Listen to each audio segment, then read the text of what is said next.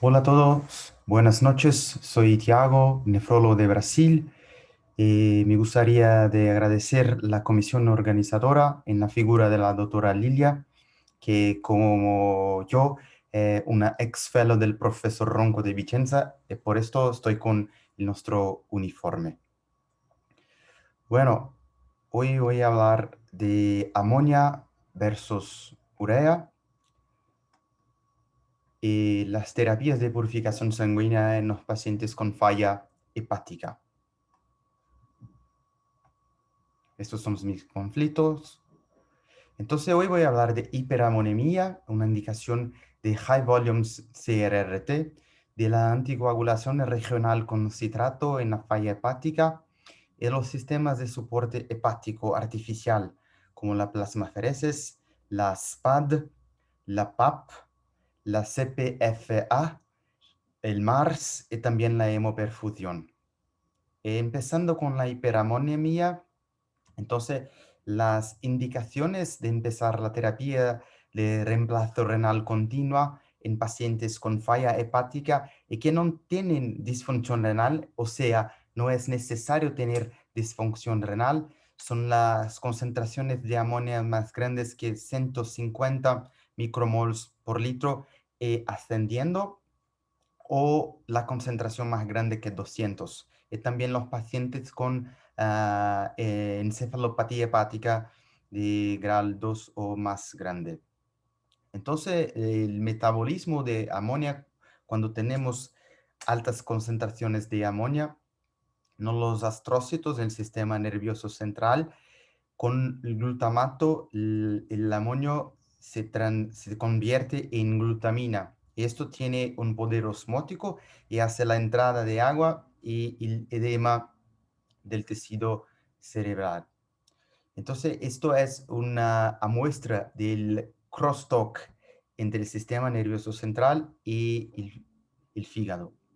Entonces, en situaciones de hiperamonemia en los pacientes con falla hepática, se empieza a tratar, por ejemplo, con lactulona, rifaximin, y si esto no es el suficiente, el bastante para cambiar la situación y las concentraciones de amonio son más grandes que 200, como o de hecho, entonces es una indicación de terapia de reemplazo renal, pero no para urea o potasio, pero exactamente para amonio.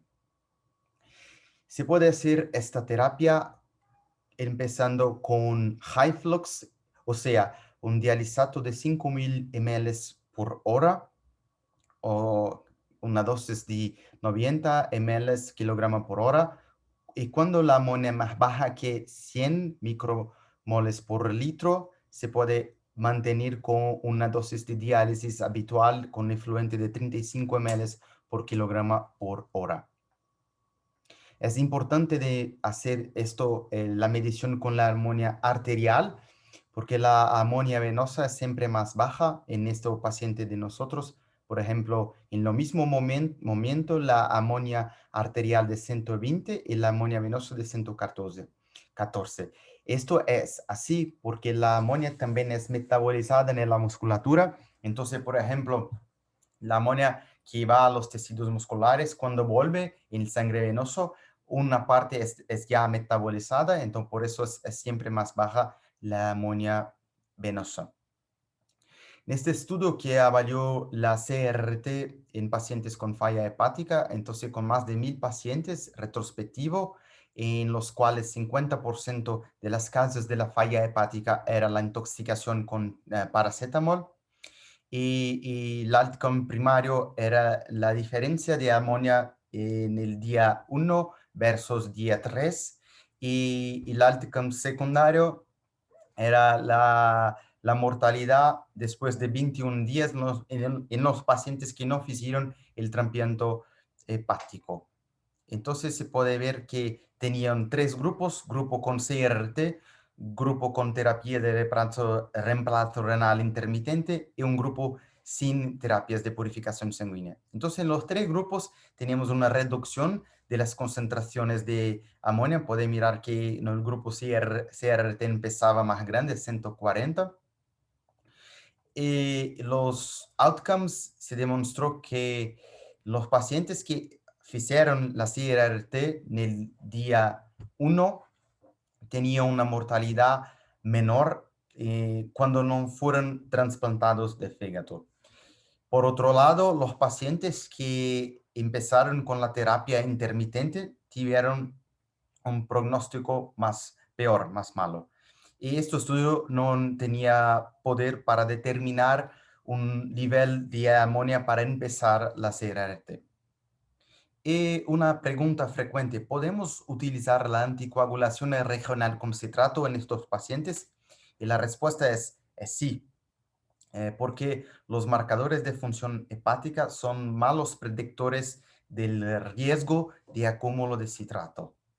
En este estudio se demostró que el parámetro que más se correlaciona con el acúmulo de citrato es la hiperlactatemia mantenida y no los testes de función hepática. ah, y estos testes no se correlacionan bien con el riesgo de acúmulo de citrato. Entonces, el lactato es el mejor parámetro. También en pacientes que hicieron la single pass albumin diálisis, demostraron que en esto centro en Polonia, que hacen mucha single pass albumin diálisis y no pueden notar el acúmulo de citrato en esos pacientes. Entonces se puede decir, como Fauci dije, que el citrato es seguro en pacientes con falla hepática. Ahora hablando de los sistemas de soporte hepático, entonces las líneas guías de 2017 dicen que estos devices deben ser utilizados en el contexto de trials y que la plasmaferesis es el primer tratamiento para pues, estos pacientes con falla hepática. Esta recomendación viene de este estudio de 98 hasta 2010 con 3 países, 182 pacientes, todos tenían falla hepática y encefalopatía hepática grado 2. No era obviamente un estudio blinded porque unos pacientes tenían tratamiento y otros no, entonces se podía venir. Pacientes fueron randomizados para hacer high volume plasmapheresis, que es decir, un cambio plasmático de 12 litros en 3 días, terapia estándar. Y la conclusión es que el tratamiento con la high volume plasmapheresis cambia los outcomes en los pacientes que no hicieron el trasplante hepático. Entonces acá en el eje X tenemos el tiempo en días y en el eje Y la probabilidad de sobrevida. Que podemos ver es que los pacientes con LTX liver transplant que hacen el trasplante hepático, todos tienen mejores outcomes. Pero en los pacientes que no hacen el trasplante hepático, hay una diferencia entre los que hicieron la high volume plasmapheresis y los que no la hicieron. Entonces, en el grupo de pacientes que no hicieron el trasplante hepático, los que hicieron la plasmaferesis tienen un mejor outcome. Y la hipótesis de los autores es que con la plasmaferesis de alto volumen se puede modular la respuesta inflamatoria y proveer una ventana de homeostasis. Podemos hacer la plasmaféresis simultáneamente en contemporánea con la CRRT. Esto funciona así. Entonces acá es acceso venoso del paciente, el sangre viene acá entra el citrato en el circuito y se mete acá un conector en Y en que 100 ml por minuto de sangre vienen acá en el circuito de la plasmaferese y hace una plasmaferese de membrana normal, después viene la solución de reemplazo y finalmente se vuelve acá. Y 100 ml por minuto de sangre viene acá de la hemodiafiltración continua. Entonces eso funciona así. Los dos equipamientos están acoplados en el mismo paciente. Uno de estos, este acá a izquierda, hace la plasmaferese y esto a la derecha haces la CRRT. Estos son los conectores en Y que dirigen mitad del flujo sangre para el circuito de plasmaferese y mitad del flujo sangre para el circuito de la CRRT. Y acá demostrando la diferencia entre las dos membranas, esta membrana de la plasmaferesis y esta membrana, la membrana high flux de CRRT. Un otro tratamiento de soporte hepático es el single pass albumin dialysis. Entonces acá son máquinas haciendo este tratamiento. Y la diferencia con la CRRT es que en este tratamiento acá en la bolsa del dializato, de la saca del dializato, tenemos una solución con albumina a 3%. Y una ventaja de este tratamiento que dura más o menos 6 horas es que podemos hacer la CRRT por 6 horas, cambiar solo la bolsa, la saca de dializato con una solución con albumina y después volver. Entonces, el flujo sangre normalmente 150 ml por minuto. El flujo citrato para anticoagulación 200 ml por minuto, quiere decir que una concentración del citrato en el sangre tratado de 3 milimoles por litro. El dializato con una solución con albumina 3%. Y el flujo de dializato entre 700 y 800 ml por hora. Y la reposición post-filtro normal sin albumina de 1200 ml por minuto, la duración de 6 a 8 horas por 3 a 5 días seguidos. Bueno, acá demuestra un tratamiento de nosotros. Era un paciente con COVID que tenía la nefropatía por cilindros hepáticos.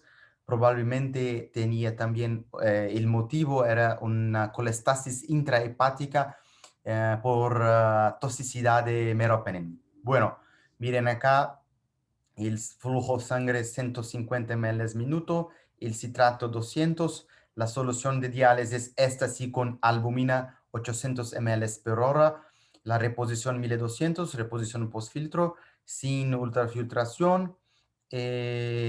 Acá entonces el tratamiento de la SPAD. Es un tratamiento muy interesante porque todos que tienen una máquina de CRT pueden hacerlo. No es necesario un equipamiento a más. Un otro tratamiento es la PAP, Plasma Absorption Perfusion. Entonces acá representa el acceso venoso, el sangre viene acá, esta es la bomba de sangre, después viene acá y acá tenemos un plasma filtro. 30% de lo plasma de los pacientes viene acá y después en una cartucha con resina que hace la absorción de bilirrubina y ácidos biliares y después este plasma ya purificado viene acá en bubble trap, se junta al sangre. Entonces acá es un tratamiento en Vicenza. El sangre viene acá en la bomba de sangre, después abajo y arriba en el plasma filtro, 30% de plasma viene acá y pasa en el cartucho de abajo a arriba. Entonces acá es el tratamiento. Normalmente el flujo sangre acá a más o menos 150 ml por minuto. Entonces puede mirar, esto es el cartucho, acá el plasma filtro y finalmente el flujo sangre acá arriba 150 ml por minuto. Esto es un otro tratamiento que es similar a la PAP, pero acá tenemos también en conjunto la diálisis. Entonces el sangre viene acá del paciente, la bomba de sangre. Acá lo mismo plasma filtro, hace 30% del plasma viene acá el cartucho, se reencuentra con el sangre acá y acá es un dializador normal que hace la diálisis, entonces esto vuelve al paciente. Podemos hacer una terapia continua con la Coupled Plasma Filtration Adsorption. Este estudio de 2021, el ERCOL Trial, demostró también el tiempo de saturación del cartucho. Entonces, Acá en el eje X tenemos el tiempo después del empiezo de la terapia y acá en el eje Y las concentraciones de bilirrubina pre-cartucho y post-cartucho. Podemos ver que después de 6 horas las concentraciones son parejas, entonces el reduction rate no es significativo. Inicialmente la reducción era de más o menos 50% en la primera hora, entonces una reducción de 20 a 10 en la primera hora y progresivamente una reducción menos significativa. Tenemos también el MARS, Molecular Adsorbent Recirculating System. Entonces acá demuestra una máquina normal de CRT y el equipamiento para hacerlo, el MARS. Entonces acá es el equipamiento. ¿Cómo funciona este sistema de purificación de albumina? Entonces acá es el paciente, un dializador alto flujo, el sangre viene acá y la solución con albumina hace como un dializato. Lo mismo principio de la SPAD, pero acá la albumina es regenerada. Entonces viene acá esta albumina como dializato. Acá en la bomba de la albumina, el flujo de esta albumina, una albumina 20%, es de 150 ml por minuto, parejo el flujo sangre. Esta albumina pasa en un dializador de bajo flujo y después en un cartucho de carbón activado, después en una resina cambiadora de ions y acá es ya purificada y hace los circuitos nuevamente. Y la comparación entre las modalidades de tratamiento, entonces esto es un artículo que publicamos hace un mes. Por ejemplo, la CPFA no tiene necesidad de albumina, puede hacer en contemporánea CRRT, tiene necesidad de un plasma filtro, tiene necesidad de un cartucho y estos son el flujo sangre. El MARS tiene necesidad de albumina, este es volumen 600 ml, hace también en conjunto la CRRT, no hay necesidad de un plasma filtro, pero tiene necesidad de 2 cartuchos. Eso es el flujo sangre. La PAP no hay necesidad de albumina, no hace la CRRT, hay necesidad de un plasma filtro, de un cartucho. Y finalmente la SPAD, que tienen un volumen de albumina más grande que el MARS, entonces este es un costo adicional, pero no tiene necesidad de un cartucho y tampoco de un equipamiento a más. Entonces la SPAD hace también en conjunto la CRRT, no hay necesidad de plasma filtro ni cartucho, y estos son los flujos sangre. Para también hacer la purificación sanguínea podemos utilizar los cartuchos de poliestireno de vinil benceno. Entonces tienen case reports en vivo demostrando que la concentración de bilirrubina y de sales de ácidos biliares después de un tratamiento de 24 horas tiene una reducción significativa en pacientes con falla hepática.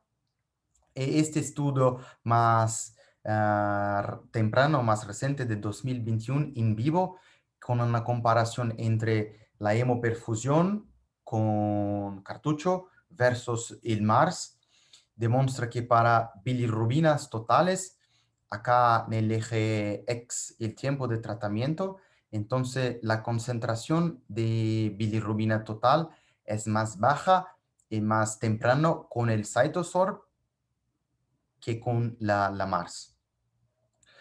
Por otro lado, para los ácidos biliares, los sales biliares, la reducción tanto con MARS cuanto con la hemoperfusión es pareja. Entonces, para bilirrubina, el CytoSorb parece que es más efectivo para remoción. Entonces, acá demuestra un tratamiento con cartucho de poliestireno de vinil benceno. Acá cuando hacemos el prime, es importante retirar el AR que tiene acá en el cartucho y acá el tratamiento empezando, entonces el sangre viene debajo, arriba en las micro pelotas, el beads con la resina. Acá entonces el tratamiento en curso, pueden mirar estas pequeñas pelotas y acá el tratamiento finalizado. Entonces acá el tratamiento en curso y acá el tratamiento ya finalizando.